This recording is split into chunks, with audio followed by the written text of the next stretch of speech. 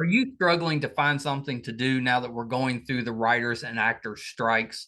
Too Opinionated has you covered. 625 and counting episodes of the best actors, musicians, writers, and everybody involved in the entertainment universe. Go to MeisterCon Pod on YouTube and subscribe, and you'll never miss an episode. Thank you guys for your support. Until next time, bye, everybody. Hi, everybody. Welcome to another edition of Too Opinionated. So excited today. I've got digital creator and artist Danny Casale with me. So welcome, Danny. Thanks for having me, man. Good to be here. You know, I'm a fan of your work and have been for a while, but didn't know that it was you that was doing it. Oh yeah. So you've just seen it around. You've seen Oh, it yeah. floating around there. All Well, right. All right. I was telling you a little bit about MeisterCon. We started that out about 10 years ago just as a meme page on Facebook. And so Wow. a lot of your cartoons and animations have come through, as we're just looking for content to post on the page. So yeah, Dude, we are very familiar with your work. I just didn't realize who was behind it until recently. hey, it's little old me, man. I feel like so much internet culture, the backbone is memes. I mean, it's just all memes. I got the first time my video was reposted was on a meme page, Yeah. and I'm like so thankful for memes every day. Memes make the world go around. It's a meme world, man. So Makes it a I'm little glad that. easier, I think, if we can poke some fun. Good Oh, nature. I love it. I love it, and just it's so ingrained in culture. And I definitely owe all these meme pages many thanks for my career. So I'm glad that you're a fellow meme appreciator. Oh, yeah, absolutely am. So let's start there, Danny. Talk a little bit about, what got you into this line of work? Why did you want to go into like an animation type of thing? And how did that end up on the internet? Yeah, so I always doodled my whole life. Yeah. Always kind of doodling on my notes in school and my homework. By no means did I think I could make a career out of it. And by no means did I think I could be an artist. There's just no blueprint for being an artist. I couldn't Google how to be an artist. It was easier to me to become a filmmaker because at least I could look at other filmmakers' careers and be like, okay, you do that, then you do that, then you do that. But becoming an artist is like, this arbitrary thing. So that's what I focused on for a majority of my life coming on up was, I went to film school. I would shoot music videos. I shot YouTube skits for most of my life. And, so I was always very honed in on this idea of making a piece of content and uploading it to the internet to a bunch of strangers and seeing who vibed with it. Yeah. And that worked for years, and I was comfortable being, a filmmaker. I had it on my little business card when I was in college, and that was that. But I still always doodled in the meantime. And even in some of my works, you could see early whispers of animation in those films. But it wasn't until this random summer night in 2017, I had this random idea at 3 a.m. I'm living with 5 other dudes in Williamsburg, Brooklyn, and it's my first, apartment ever. So I just kind of said, let me make this idea. I never animated before, but I'm like seeing it as an animation. And I stayed up for an hour before I went to bed and made it, uploaded it. And about a week later, that video went stupid viral. And it's a video called Snakes Have Legs. And it was just a commentary about fake news It's and hilarious. not believing the internet. Thank you. And that video, if I went to bed that night and said I'll do it in the morning or something, I never would have made it, and I wouldn't be here talking to you today. So very thankful that I made that video, and that's what kicked it all off. All the meme pages, like I said, was reposting the hell out of it, and that's what kicked it off. I was like, wow, that worked. I've been trying to go viral on the internet for a decade. This is what did it. 22 years old at this point, and I said, let's go. This is what I'm gonna do. Yeah, I love that. And Snakes Have Legs, one of our favorites still with That's that. awesome to hear. Yeah, it's funny how something so simple can say so much and be so funny, but it was and is. Yeah, it's just lobby, colorful 60-second skit. I improv the whole thing. And I didn't even have any professional equipment. That was all drawn on postcards, and I would digitalize them from my iPhone and put it into Final Cut Pro and keyframe, moving these characters around. And yeah, no drawing tablet, no professional animation software, just a message and a story and a joke that I wanted to tell. And people related so hard to that message, and it resonated so much that it got translated to every language, was shown around the world so many times. And that to me showed that I don't have to be a pro animator. I don't even have to be a pro storyteller. And the visuals don't even have to be anything too profound. But if the message is very strong and it resonates with people, then none of that other stuff matters. And that was the message that resonated with people 5-6 years ago. So just kind of kept creating from there. It was that's when I went mad scientist, and I just went into the laboratory and started cranking on animation. Well, you were playing with house money at that point. Of course, that's a good way to put it. You had this big hit, so then you could explore a little bit. That's it. I had all this audience out of nowhere, and I didn't have any content, and I didn't have any of the know-how on how to continue making the content. So I just jumped into the captain's seat and kept going, and released my next animation just a day or two later. And if I didn't do that, it would have been a passing, 15 minutes of fame sort of thing, which we've seen on the internet before. And that's all fine and dandy, but I knew that I had something there. And the toughest thing is getting eyeballs on the internet, right? So right. I had a lot of eyeballs out of nowhere, started getting a few thousand followers, and just kept cranking. And 6 months later, I had about 500,000 followers on wow. TikTok or on Instagram, excuse me. TikTok didn't even exist yet. So it was that was the strong start of the journey. Because when you realize you have something, you realize you got to go all in. Nothing else matters. Just had to create in that moment, and get people through the door. So that's what I did. Seems like Snakes Have Legs would make a good cartoon. I would love nothing more, man. That would be wild. It's a good lesson, right? Because at the end of it, it says, stop being dumb on the internet. And I truly always believed this. About a year or so prior, before I even had an animation be a twinkle in my eye, I wrote on a piece of paper. And now I realize, I made a piece of art. But, back then I just thought I doodled something on a piece of paper and I hung it on my wall. And I still have this. I have it framed. And I wrote that the internet is amazing, dumb, and terrible. And I just don't know why I thought of it like that, but I thought it was a funny thing to say, because it is all those things. Oh, yeah.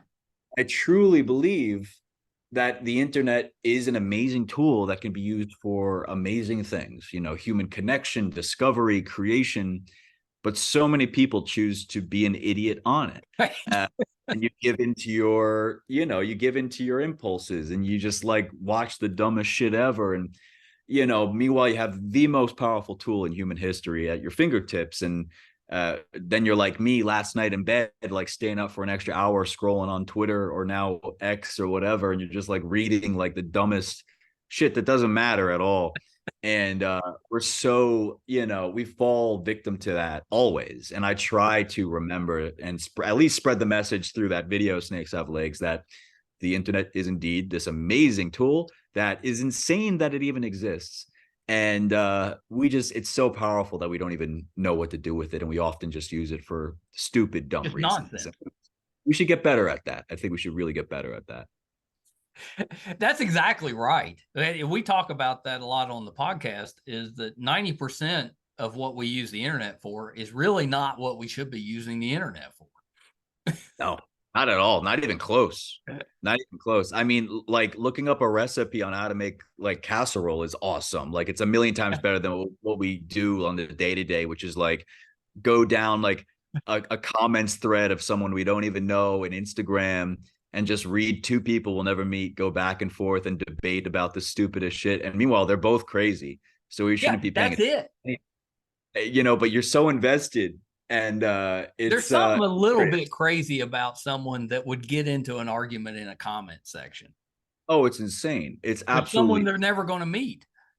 I don't know who these people are. Sometimes I question if they are even real. I don't know if they're just like bots programmed to fight each other. But yeah, you can see how easy it is to fall into these rabbit holes.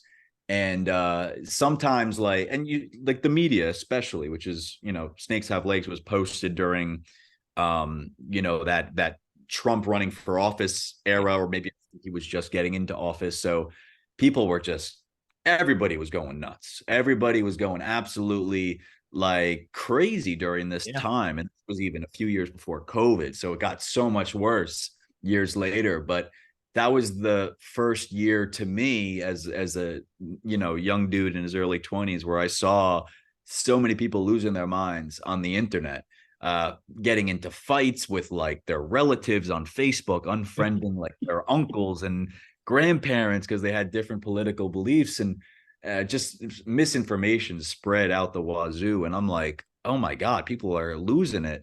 And I'm like, but they're using the internet for all the wrong reasons. And but you think about human psychology, and I guess that's just how it is. People love to be mad, Yeah. love to find reasons to be mad. And there's plenty of that on the internet. It seems like we're getting a little better with that, and these founders of these social media platforms are tuning the algorithms to at least like not spread so much false It's information. better. Like in the last year or so, it's gotten better. It's gotten better, which is a start. But yeah, man, I've always tried to make my animations talk about something along those lines, and that one was about the internet. And in recent years, it's talked more about human emotion and psychology, and why you're feeling maybe what you're feeling and what you should do to get ahead of that negative feeling. So from the the first animation being Snakes Have Legs, it was always about humans and how they act and think, and trying to simplify it into I not know you're baby like a psychologist. shit, man. I don't know about all that. I'm just a weird guy making weird little things, but getting people to think about it maybe a little differently, and without so much complicated jargon, right? Like Right. a snake with no legs. Like we all know that snakes don't have legs. Like, but it's talking on a bigger topic about misinformation and false news articles. So I try to do that with complex things like depression, anxiety, Yeah. mental wellness. Those are big conversations that often don't even get started. But my hope is that with my simple animations talking about, hey, I heard you had a bad day today. Like, here's how maybe you should think about it. Or maybe here's how you should zoom out to realize that it's all not that bad. Think about the good things like the smells of bakeries and that feeling you get when your crush says your name. At least maybe that could get the conversation started, right, around mental health and get people more conscious about it. It's a much more complicated subject, obviously, but I like to see if I could break it down to its simplest form, which often is through, my simple characters. Well, I think that's why those characters have become so popular, because it does that. It pokes a little bit of fun at all of us, a little bit, but it makes you kind of look at it a little differently. Like, oh yeah, that when you see it just in a simple form, it makes you look at it a little differently. Sometimes you're like, yeah, that is pretty dumb that we do. Yeah, Other times it totally. just makes you think about, oh yeah, maybe I should look at it this way, and then maybe it keeps you from getting upset. And it's they're really well done. Like I love the way that you're not making it complicated. You're not trying to sneak anything in there. It's just right there. You're just spelling it out, but you do it in a way that's kind of humorous, and it does make you kind of either reevaluate or at least have a more positive conversation about something. 100%. There was one of the heavier ones was the animation I made just a few weeks after the Las Vegas shooting in 2017, Yeah. and that was something that rocked everybody's world, obviously.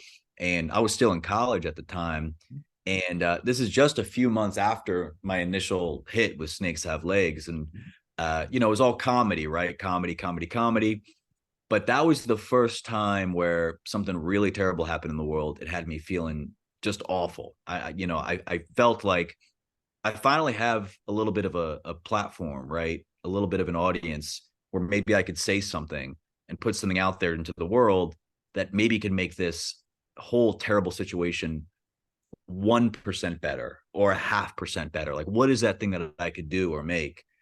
And I skipped out on college class that day and stayed home, and I made this video, which is it now gave birth to my popular character Blue Dude, who's just this blue blob character, right? That Yeah. talks in a deep, crispy voice. And in that video, he talked about how there's bad people who could do bad things in the world, and there's no doubting that. But you have to remember how good the world is and how much good there is that happens every day. And then he goes on to recite, the smells of bakeries and smiling babies and the taste of watermelon during the summertime. And I think it's all too easy to fall victim to the tragedies of the world, and it's just terrible because it happens so often, and the news always wants to push that, That's right. and that'll unfortunately always be the case.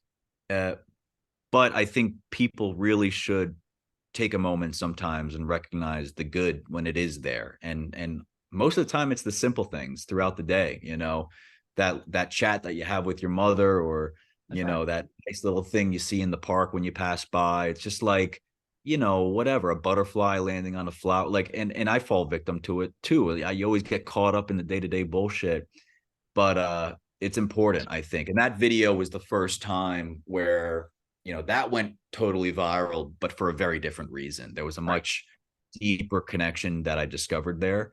And I would say that was the launch of these characters, not just being fun and laughs and goofy, but tackling much deeper conversations around much heavier topics.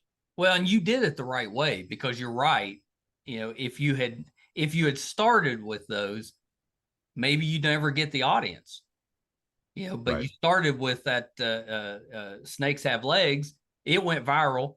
You build on that till you got a pretty good size audience, and then you could start introducing a little more complicated subjects and stuff, and you've got the audience there that already trusts you, so it works Yeah. out pretty well.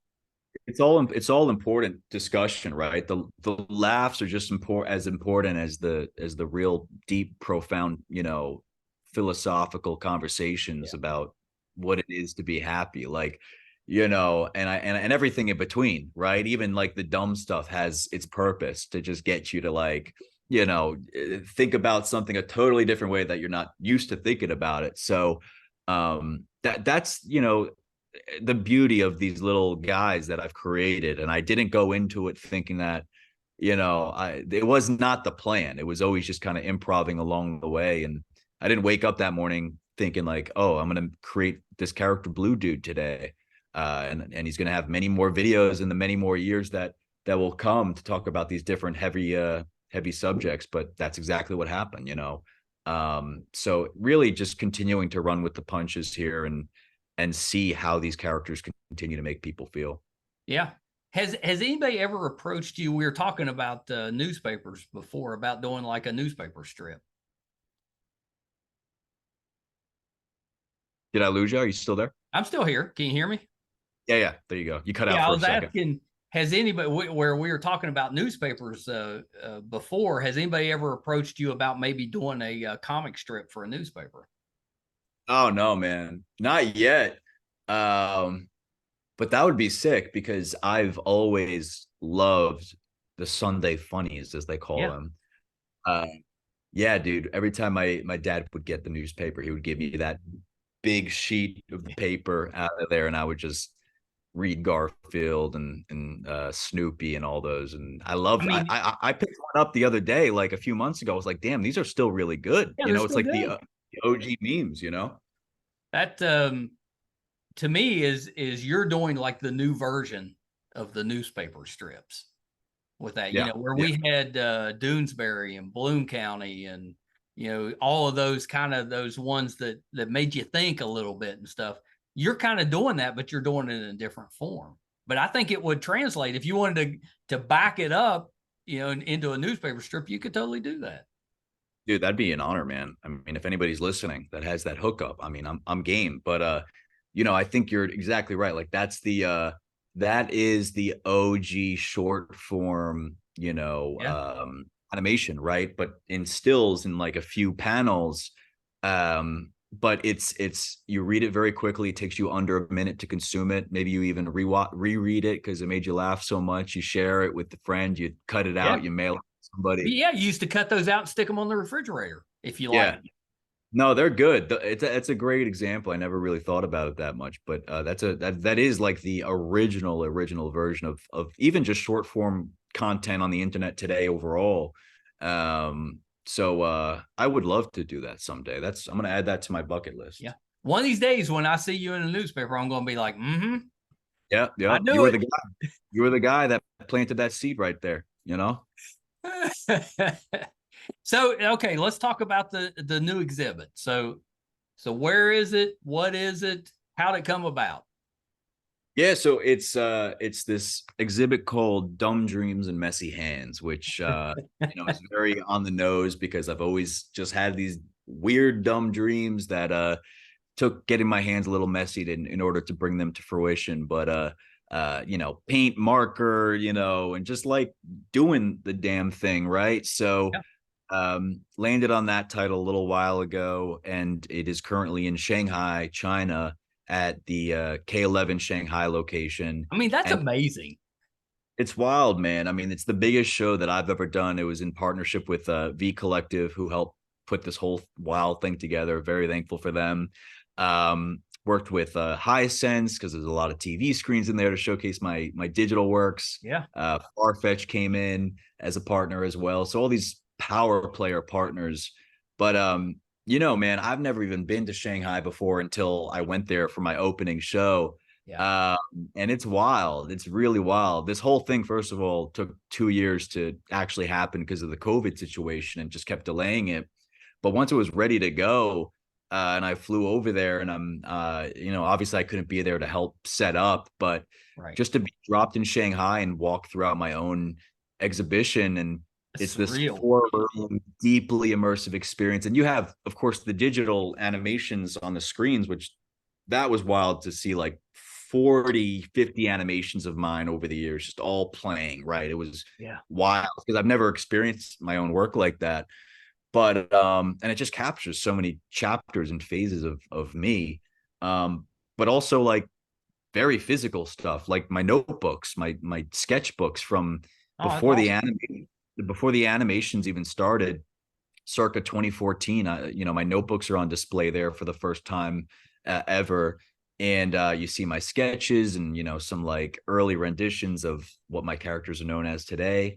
But the coolest part to me is the immersive experience that you get in each and every room. You meet like these large scale sculptures of my character Spesh, of my character Blue Dude. You get to meet them right for the Yeah. first time in reality, take photos with them, and just chill with them, man. It's a wild feeling. So when I landed there opening night and greeted everybody who came through the VIP opening night, the museum K11 later informed me that was the record breaker opening night. Over 1,500 people or something showed up, which is obviously more than I could have hoped for. I just wanted everything to go smooth and everybody to have a great time. But that was the record breaker for the K11 Museum, which was insane. And it seemed like everybody's continuing to enjoy themselves, man. It's open through October over there. So it's a Yeah. wild feeling. That's It's a awesome. really wild feeling, man. Yeah. Did the reactions that you got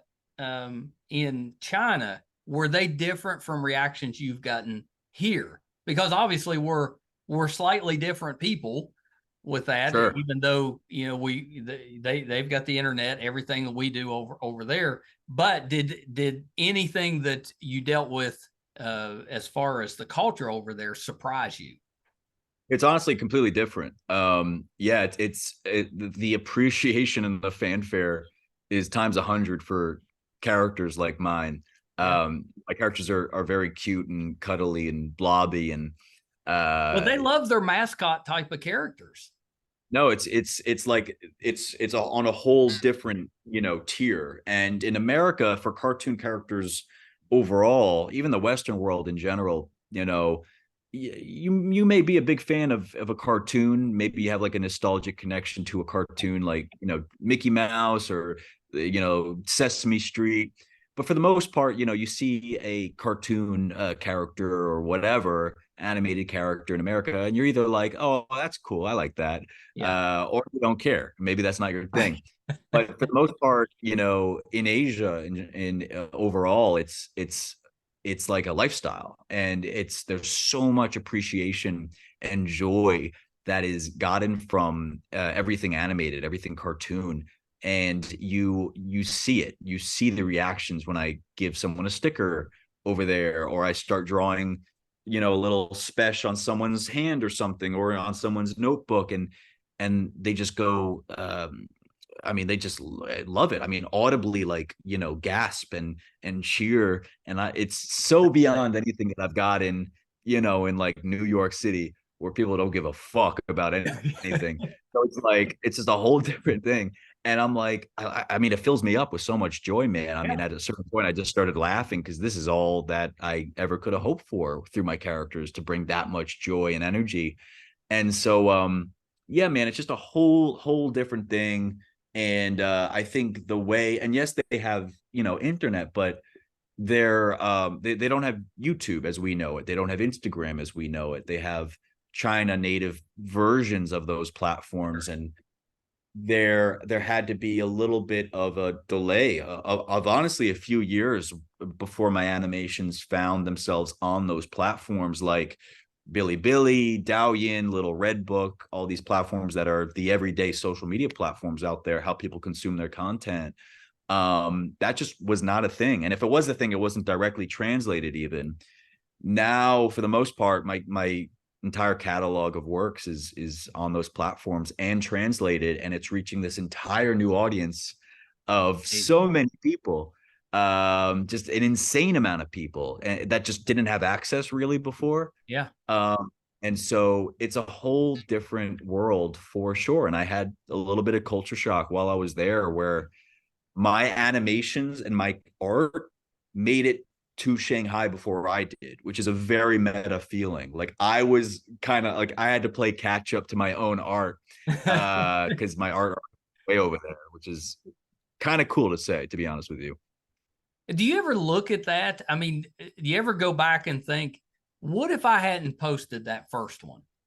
You know, what if you had waited till the next day? You know, would that have, if you posted it the next morning, would it have done as well? You know, was it a timing issue, or was it just you know, the what you put out there so good that it didn't matter when it came out? It's just a matter of it coming out. You know, but you ever think about that? Like you went from that just doodling to putting that on the internet, and now you're going to Shanghai where people are going nuts. Yeah. I mean, that's just, to me, that I'd have difficulty just coming to terms with that, I think. Yeah, I think about that a lot. Um, like I said, if I went to bed that night, and or if I went out for a beer or something and Yeah. I had that idea and I just put it off, I just wouldn't have made it. Or maybe I would have, but it would have been too late. You know, maybe I would have made it a few weeks later. Right. I mean, And yeah, was it I just the think, perfect meme at the perfect time? yeah, it's one of those things, right? And half of it is like recognizing opportunity as it comes, but the other half of it is there's that magic juju, like, you know, right time, right place, right message, right look, right platform, right people saw it. And you can't time those variables all lining up, of course, but what you can do and what you are in control of is just doing the thing and trying it and just giving it a shot. And that's all anybody ever did, right? Of course, certain things, you know, from time to time maybe are more in control than others, but in that moment, if I were to try to time that and try to, you know, really line everything up so that, you know, if I was like, I'm going to make this video and in 6 years I'm going to have a solo show at the Right. largest art museum in Shanghai, I wouldn't have been able to do it. You know, if I were to be able to predict that, you know, I'd be playing the lottery every day. But I think what I did and what I was able to do and what I knew I was in control of was saying that's a good idea. I'd have a lot of fun making that, and maybe other people would have fun watching that. And so I stayed up an extra hour or so, made the thing. Didn't know if it was very good or not, but I liked it, posted it. That's all that I knew was true. I had fun. I like it. I'm going to post it for other people to maybe like it as well. And that's kind of how it still is so many years later. Yeah. If I'm not having fun and I don't profoundly believe in the message and really enjoy this piece of art that I made, then why would anybody else like it? So that's to me the way that I've been trying to gauge everything that I do. And it's easier said than done sometimes, but that truly is, I think, the MO at the end of the day. You have to truly like what you're doing, Yeah, I love that. I love that. So what's next? Is the plan to take the exhibit, back to the States or somewhere else, or do you have something entirely new coming up? Yeah, so the goal for this current exhibit is to definitely bring it to other big cities, and those will be announced as those come. You just have most people obviously are not in Shanghai and they just can't experience this Right. thing. That's what makes the IRL experience so special. When you're there, you really appreciate your time being there. Yeah. And so bringing that experience to other places around the world is, very important to me. And then also just kind of really doubling down on the whole, immersive IRL experience sort of journey that is finally able to happen again because it wasn't able to happen for so many years. And, yes, the bread and butter is these digital animations and me sharing my art on social media. And that's what have made so many people become fans around the world. But to me, bringing people together IRL and making memories, like that is the most magical thing you could do. And that's even through like movies, right? Going to the movie theater, right? Yeah. Watching a really like maybe you go with your family or your friends and like you remember that, right? Forever. So doing more stuff like that. Walt Disney, is a big inspiration of mine of how he built up the Disney World empire and going to Disney World, you really, yeah, that creates such incredible memories for you and your loved ones that you go with. That is just you can't recreate that, right? It's very tough. It's an almost indescribable feeling. So doing more IRL immersive experiences with my art, with my characters, and with my message that ideally creates more memories for you that you create with others. That to me, I think is what keeps me going and keeps me creating and doing more stuff like that. Yeah, I love that. And what a great date night. Take your Of date. course. Yeah. Hey, we're going to an exhibit with that. Yeah. Yeah. I mean, and then you go and it's actually, interactive and funny and makes you think a little bit. That'd be a great date night. And it's the closest thing that you get into, to stepping inside my brain, that exhibit out there in Shanghai. So if that's of interest, definitely bring your date.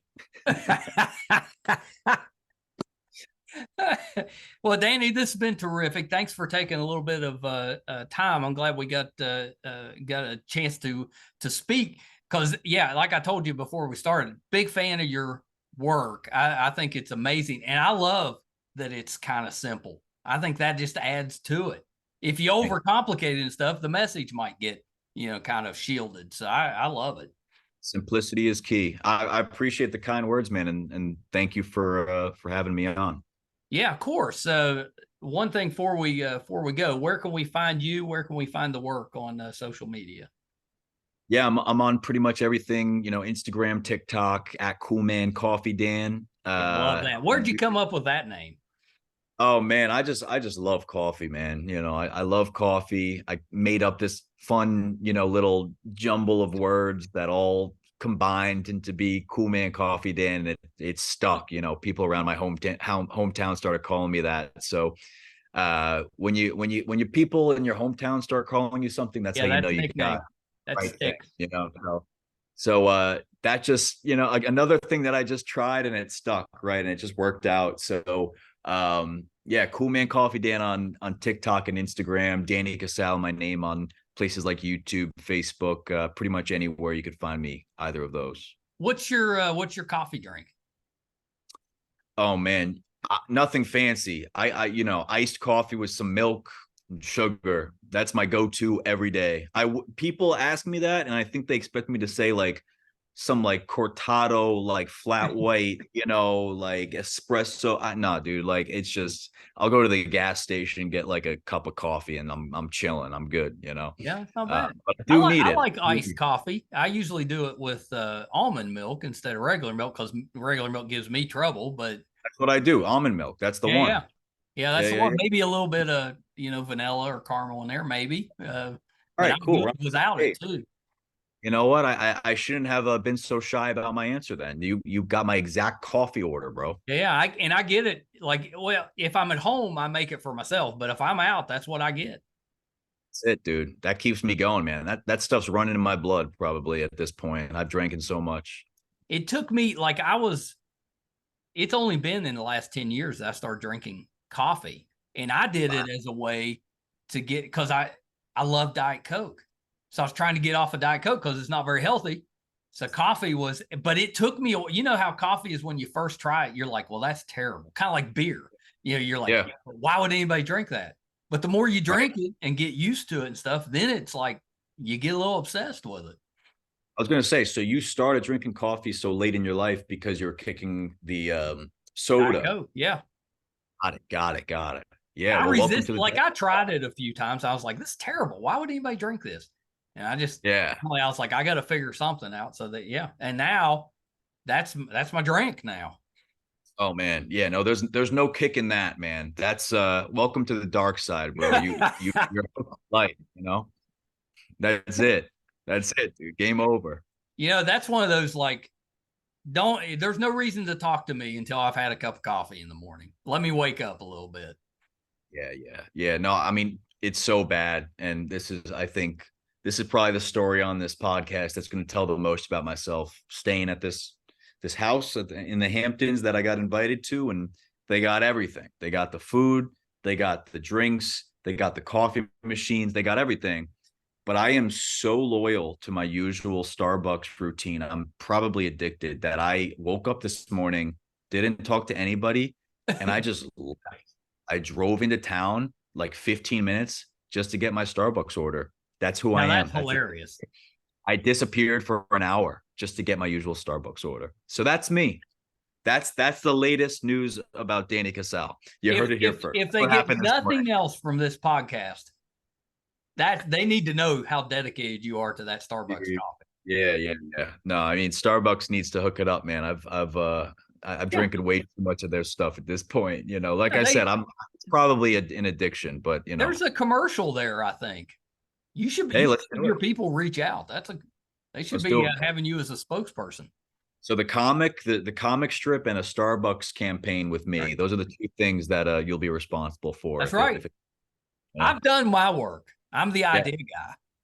I appreciate it, man. It's I up to you appreciate to it. make it happen. That's it. That's it. We'll see, man. I'll get right to work right after this. Yeah. All right, Danny, hold on one second. Love Danny Casale. I'm guessing a lot of people that are listening to the podcast are fans of his as well. And I love the story. He was just, I mean, he's basically just your average person. Came up with something funny, put it on the internet. It went viral. And then here he is. Now it helps that he's very talented. I'd love to look inside his head because the way his mind works and the things he comes up with, I think is hilarious. And it really does remind me of those great newspaper strips. For me, it'd be like Bloom County or Doonesbury. I was always was the Get Fuzzy, those type of comic strips that they give you a message and a little bit of humor, but it makes you think a little bit. I think Danny does such a terrific job with that. And the nice thing about his stuff being on the internet, it's animated. So you're not just reading a flat panel. So that's pretty great too. If you happen to be in China, definitely go check out his exhibit, Dumb Dreams and Messy Hands. It's going on till October the 7th. So, do yourself a favor and check out Danny's exhibit. I hope it comes stateside. I'm guessing it'll go New York, LA, one or the other. And we'll take the podcast and go out there and check it out. I'd love to do that. If you're finding us for the first time, thank you. Really appreciate that. We would love to have you as a supporter, and we don't ask for any money. It's free. All we want is your subscription. It helps us when we go to request, an interview with a guest. It helps if they know that we have this much of an audience that we can bring to it. So all we ask is that you go to YouTube. Our channel is MeisterCon Pod, and just hit subscribe. That's it. For doing that, you get access to, we're closing in on 650 episodes. So there's tons of content on there from all over the entertainment universe. So you get actors, musicians, writers, directors, producers, artists. All of that is there. I guarantee you'll find somebody that you like or that you will become a fan of. So definitely check us out, YouTube MeisterCon Pod. If you're listening to your podcast, just wherever you listen at, just subscribe there. That helps us out. We were recently named one of IMDb, which is the entertainment database, one of their top 100 podcasts. We came in at number 82. Really proud of that. There's 15 million plus podcasts. So being number 82, we're pretty excited about that. You can help us. And this one's even easier than the YouTube one. If you go to imdb.com, look up Too Opinionated, and just look at our page. That's all you have to do. Just bring it up, look at it. That traffic on the page helps us so much. So you go to imdb.com, look up Too Opinionated. That's it. That's all you got to do. We'd really appreciate that. You can find I think today we put out 638, number 638. You can find all of those audio and video on our website, meistercon.com. So check us out there. If we're doing anything in studio, if we're going on location, say to Shanghai, or if we're covering a convention, anything we have going on will be on the website, meistercon.com. And it also lets you see the rest of the team. We're a family business, father and son team, but we have a lot of family that supports us. So most of you have seen Brett, on the podcast. He occasionally comes on camera, or at least on the microphone, but he does all the editing. The podcast would be nothing. It was his idea. He does the majority of the hard stuff. We couldn't do it without Brett. But it lists Brett's mom, his sister, or sisters, his brother, his stepmom. They're all involved in the podcast. We've got cousin Drew comes on every once in a while and helps out. So it's a family business. So we'd really appreciate your support. It's a long-winded answer for me asking for you to do something. So apologies, but thank you for whether you support us going forward or you just came to listen to this one about Danny. We really appreciate it. Thank you guys so much. Till next time. Bye, everybody. Hi, everybody. I'm once again here to ask for your support. It's been a big year for the Too Opinionated podcast. Back in February, we got to live out a dream, moderate for William Shatner here in our hometown.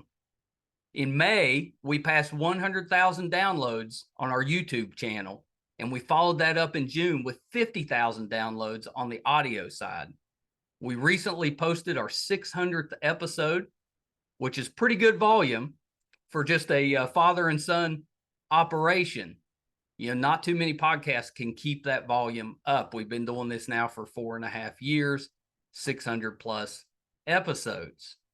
We recently hit 1,000 subscribers on our YouTube channel, which is a really big deal for us because we've always gotten the views, but have struggled to get people to subscribe. So that 1,000 was a big deal for us. And best of all, we were recently named one of the top podcasts on IMDb, which is the entertainment database.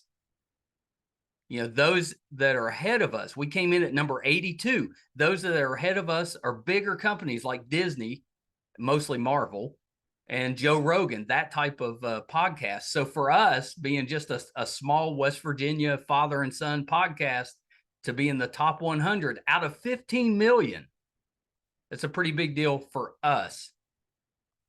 So thank you for everything you've done for us so far. Got a couple little ways, though, that you can help us, and they're free and they're really easy. If you haven't checked out our YouTube channel yet, please go to YouTube. It's under MeisterCon Pod. Just hit subscribe. It's free, doesn't cost you anything, really helps us a ton. And maybe even more important, if you could go to imdb.com, look up the Two Opinionated podcast, and just look around the page. Just having that traffic on the page really helps us out. So that's a couple easy ways that you can support us, even if you're not listening or watching all of the time. And we want you to listen and watch, because I think that our guest list, I would put up against anybody, any other show, podcast, anybody out there. I think our guest list holds up.